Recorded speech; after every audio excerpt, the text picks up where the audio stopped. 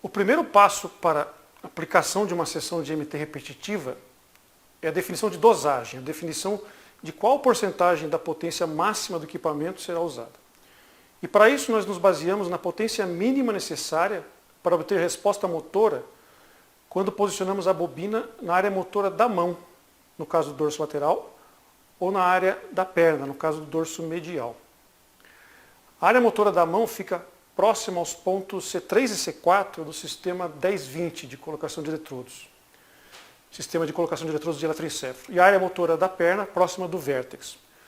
Eu vou descrever rapidamente o sistema 1020 e em seguida nós voltamos a falar do procedimento de dosagem da seção.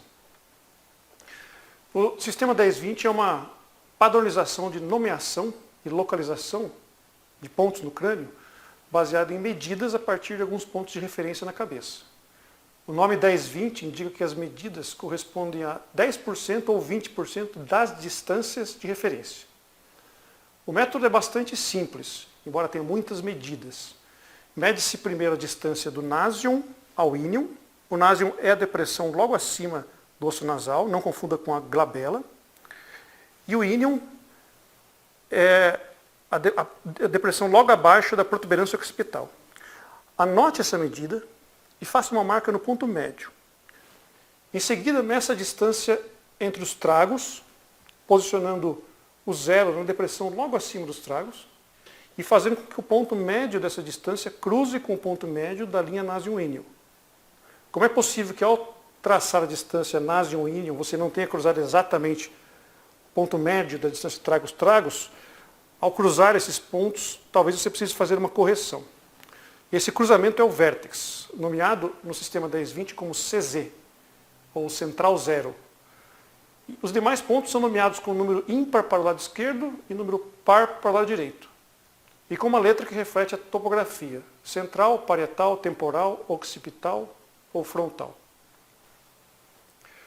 Ao longo da linha násium-ínium, localizam-se 10% acima do násium o ponto FPZ, que é o frontopolar central, mais 20% da distância o FZ, mais 20% CZ, mais 20% PZ, de parietal central, e mais 20% OZ. Ao longo da linha tragos-tragos, a 20% da distância abaixo do vértex, ficam C3 e C4, 20% da distância tragos-tragos, que corresponde à área das mãos direita e esquerda. E a 20% abaixo estão T3 e T4, são as regiões temporais anteriores. Para localizar os demais pontos de referência, é preciso medir a hemicircunferência cefálica, passando por FPZ, T3 e OZ.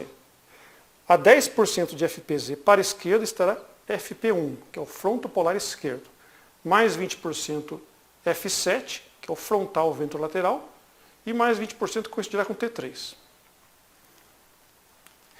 E por fim se cruza o ponto médio entre FZ e F7 e o ponto médio entre C3 e FP1 para localizar o F3, que corresponde ao frontal dorso lateral esquerdo. Cruzando ainda o ponto médio entre C3 e O1 e entre PZ e T5, localiza-se o parietal esquerdo. Não se preocupe com essa quantidade de números e símbolos. Na sessão prática você verá que a memorização dos pontos de interesse é rápida e há métodos diretos, como o método de BIM, para localizar o alvo mais comum, que é o dorso lateral esquerdo. Voltando ao procedimento de dosagem. O ponto C3 corresponde aproximadamente à área motora da mão. Portanto, nós devemos procurar a área motora nas proximidades desse ponto. E para isso, precisamos posicionar o foco da bobina, em figura de 8, que corresponde ao ponto médio na linha que une os centros de cada anel circular da bobina, sobre C3. E angular a bobina com o braço para trás ao longo da linha entre C3 e FZ, de maneira a formar um ângulo de 45 graus com o plano sagital.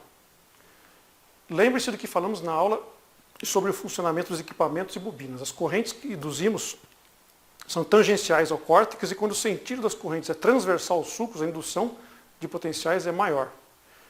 Por isso é importante não apenas a atenção ao foco, mas a angulação da bobina. Essa angulação de 45 graus que deixa transversal ao sulco central.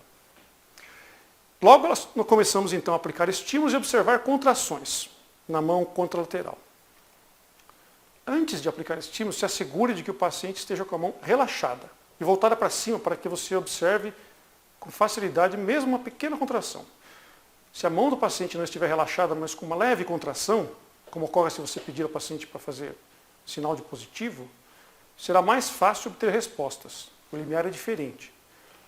Então explique ao paciente que ele sentirá uma leve sensação de choque e comece com uma intensidade bastante baixa, por exemplo 20, 25, perguntando sempre como ele se sente e observando a reação a cada novo estímulo com maior intensidade. Alguns pacientes, particularmente com bobina duplo cone, já têm resposta mesmo com apenas 25%, porém na maioria será necessário aumentar um pouco essa intensidade. Você pode aumentar em passos de, por exemplo, 5%, até obter uma resposta nítida no início.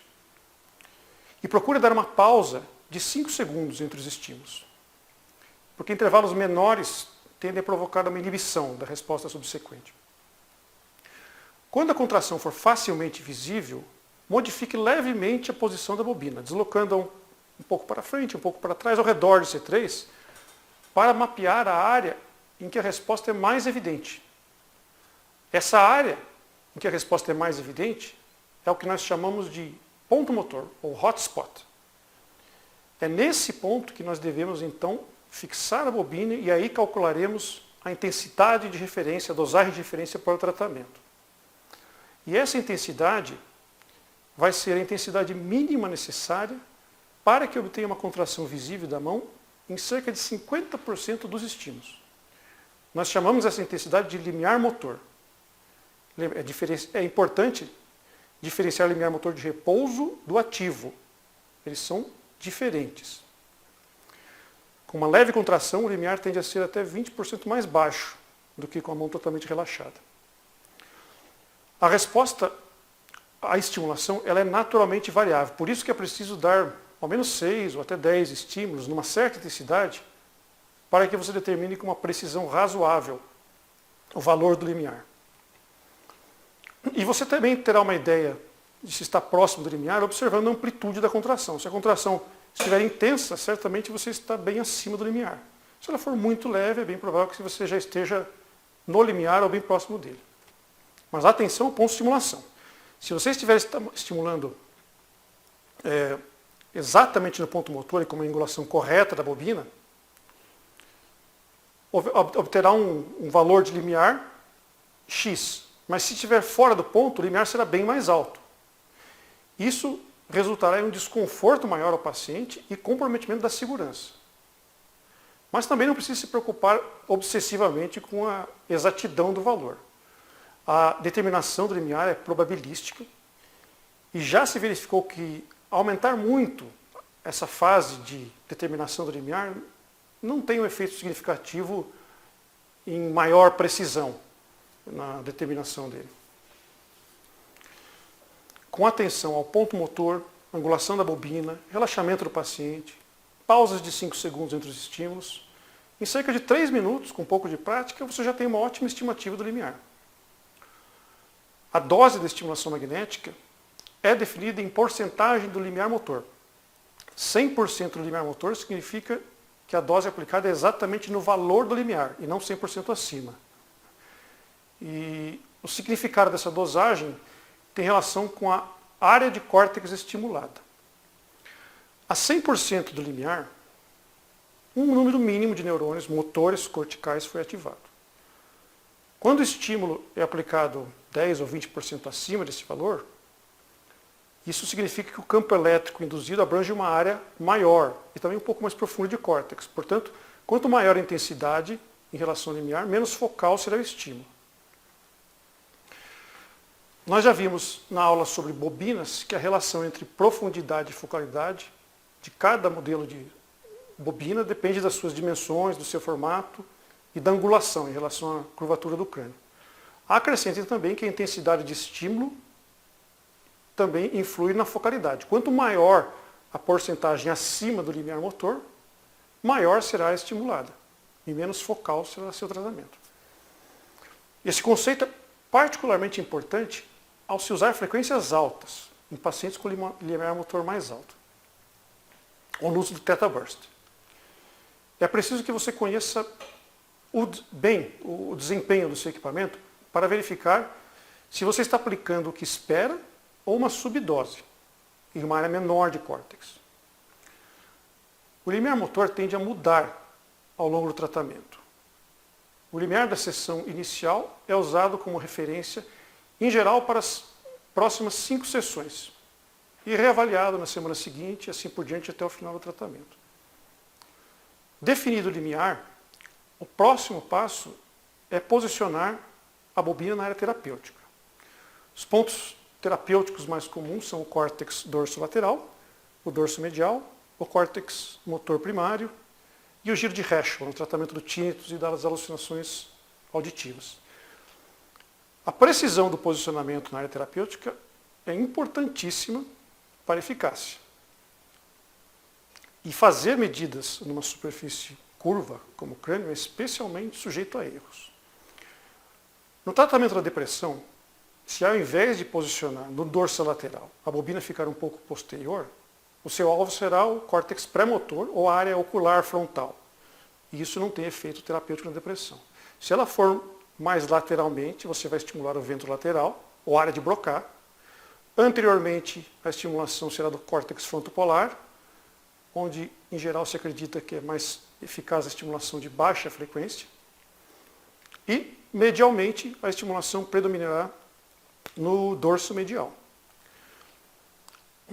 Para garantir 100% de acerto no posicionamento, com uma bobina em figura de 8, é preciso usar neuronavegação.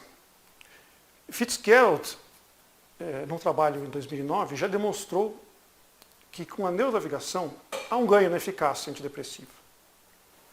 Depois da neuronavegação, o método com maior precisão é localizar o ponto F3 do sistema 10-20 para o dorso lateral esquerdo ou F4 para o dorso lateral direito. Mas ao invés de tomar todas as medidas do sistema 10-20 para chegar ao ponto F3, há um método bem mais prático e rápido, que é usando a calculadora de BIM. Com esse método, o alvo fica dentro de 13 milímetros do dorso lateral em 90% dos pacientes. A calculadora está disponível no endereço clinicalresearcher.org/F3 e para usá-la basta colocar na calculadora as medidas Nasion-Inion, tragos e marcar a posição do vértex no cruzamento do ponto médio de ambas. Coloque também a medida da circunferência cefálica no plano que fica acima do Nasion do Inion a 10% da sua distância total e clique no botão calcular. Você localiza F3 usando essas duas primeiras medidas que a calculadora de BIM fornece. A distância X você mede no plano a partir da glabela, em direção à esquerda, e depois posiciona a fita métrica na linha do vértex em direção a esse ponto. E F3 está à distância Y do vértex, nessa linha que vai em direção ao ponto X a partir da glabela. A angulação da bobina na área terapêutica também tem importância. Lembre-se que quando o vetor elétrico é transversal ao sulco, a indução de potenciais de ação é melhor. Mas boa parte dos estudos não dá detalhes da angulação utilizada. E os que dão detalhes usam a mesma angulação do posicionamento no ponto motor, com 45 graus em relação ao plano sagital. Essa angulação influi também no conforto da sessão terapêutica, particularmente com o uso da bobina em duplo cone, em que os anéis são um pouco maiores, seguem a curvatura do crânio e ficam adjacentes à musculatura frontal, periorbital, masseter. Explique ao paciente que ele sentirá contrações nessa musculatura e que isso pode ser no início desconfortável, mas ele logo se habituará. Os estímulos podem provocar piscamento ocular e também movimentos na mandíbula, que o paciente costuma referir como desconforto na arcada dentária. Recomenda-se que os primeiros trens sejam dados em intensidade abaixo do alvo e se vá aumentando gradualmente, conforme a reação do paciente. Se a tolerância for um problema, você pode mudar um pouco a angulação da bobina, para afastar os anéis da musculatura mais anterior. Até 1/3 dos pacientes apresentam dor de cabeça leve ou moderada após as primeiras sessões. A dor tipicamente tem caráter de tensional, relacionada à contração da musculatura, e raramente é razão de abandono de tratamento.